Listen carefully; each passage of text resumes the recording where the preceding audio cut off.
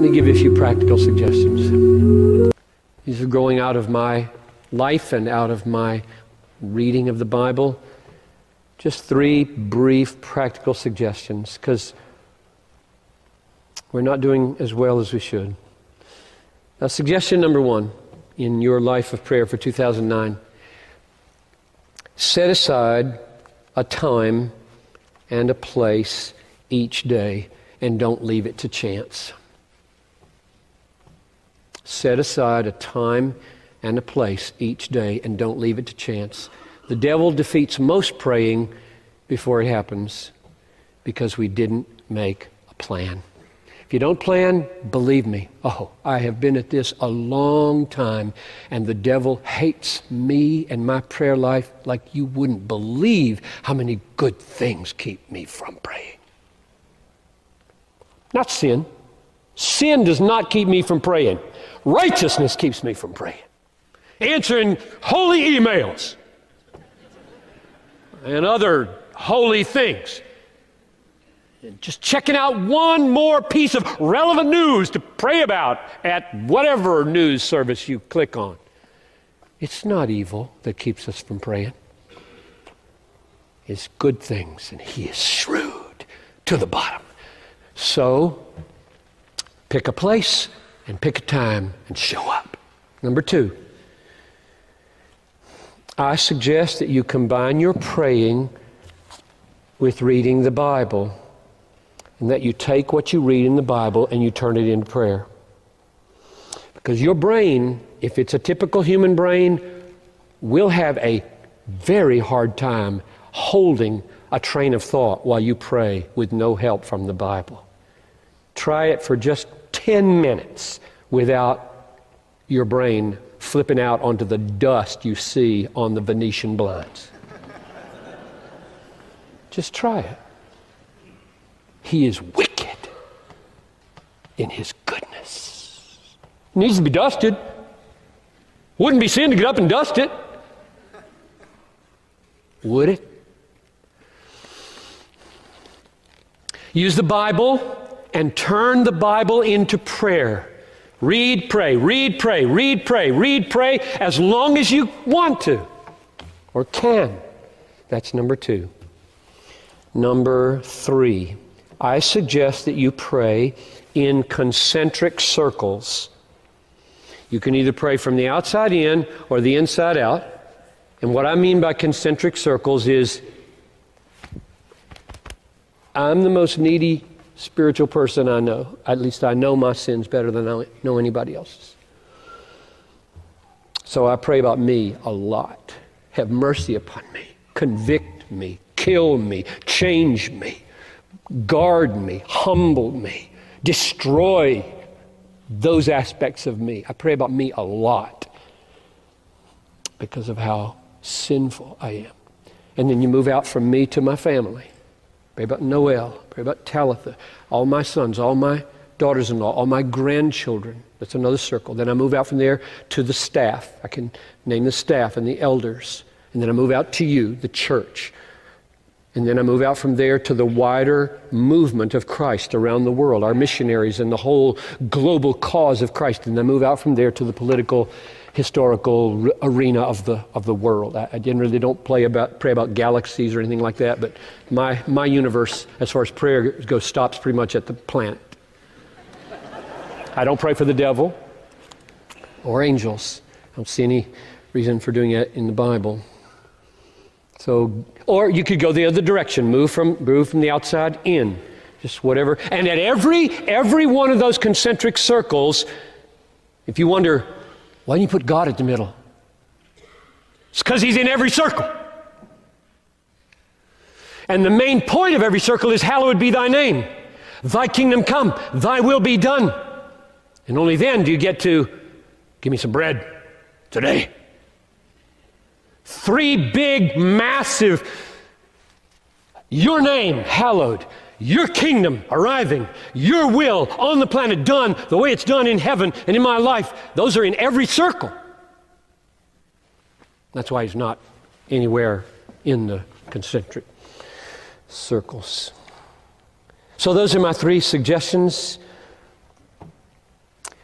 The hard truth is, we Christians don't do very well. We've done some surveys over the years at Bethlehem. It's pretty sad when we do them. I don't like to do them. I get discouraged. We don't pray very much. Pray at meals, maybe, unless we're still stuck at the adolescent stage that thinks good habits are legalism. We may whisper prayers before a tough meeting that we're walking into. We may throw him a kiss as we crawl into bed.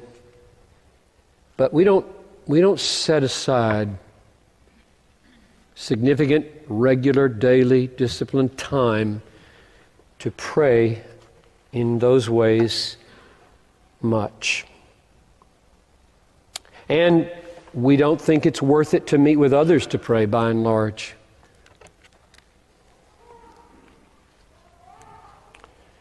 And we wonder, why is my faith weak? Why is my hope feeble? Why is my passion for Christ small? And meanwhile, across these rooms, the devil is whispering in your ear, some of you. The pastor's getting legalistic now. He's moving into the legalistic phase of the sermon. He's starting to use guilt now. He's getting the law out now. That's what he's saying. To which I say, to hell with the devil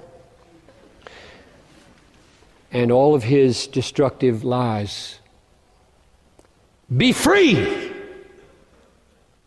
Bethlehem. Is intentional, regular, disciplined, earnest, Christ-dependent, God-glorifying, joyful prayer a duty? A discipline? Do I go to prayer meetings Tuesday morning, Wednesday afternoon, Friday morning, Saturday afternoon, Sunday morning, Tuesday mornings or Saturday meeting? Do I do that because it's a duty, out of discipline? Well, you could call it that. It's a duty the way it's a duty for a scuba diver to put on his air tank before he goes underwater. It's a duty the way pilots should listen to air traffic controllers. It's a duty the way soldiers in combat should clean their rifles and load their guns. It's a duty the way hungry people eat food. It's a duty the way thirsty people drink water. It's a duty the way a deaf man puts on his hearing aid. It's a duty the way a diabetic takes his insulin. It's a duty the way Pooh Bear looks for honey. It's a duty the way pirates look for gold. So you call it duty if you want. It is like that. I hate the devil.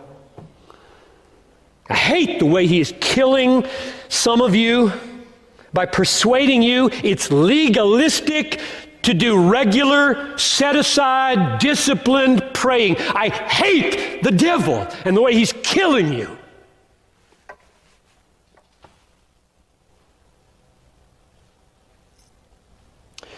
Telling you that it is legalistic to be as regular in your prayers as you are in eating your food, in sleeping, in internet use.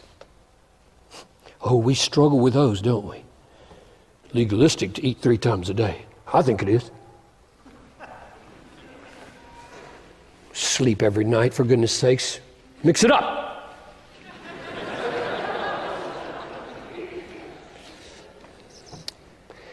He is laughing up his sleeve at how easy he can take out Christians. The devil is. He is laughing up his sleeve at what suckers we are for his worn out.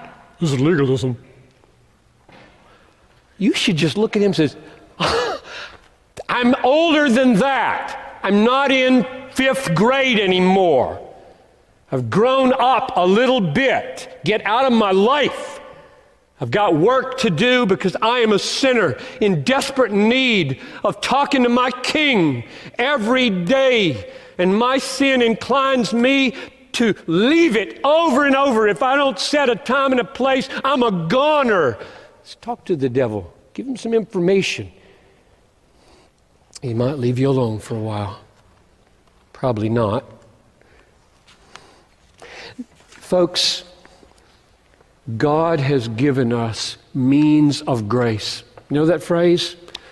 God has given us means of grace. If we don't use the means of grace, like praying, to the fullest advantage, our complaints against him will not stick. It's amazing to me how many people get in God's face with complaints when they haven't done it. What kind of a courtroom is this when God can be put in the dock by sinners who don't even use the means of grace he gives us? Amazing. It's amazing. If we don't eat, we starve. If we don't drink, we die of thirst. If we don't exercise a muscle, it atrophies. If we don't breathe, we suffocate. And just as there are physical means of life, there are spiritual means of grace. It's so simple. And so many of you are trying to live your life without breathing, eating, drinking, exercising. And you wonder, what's wrong? It's your fault. It's his fault.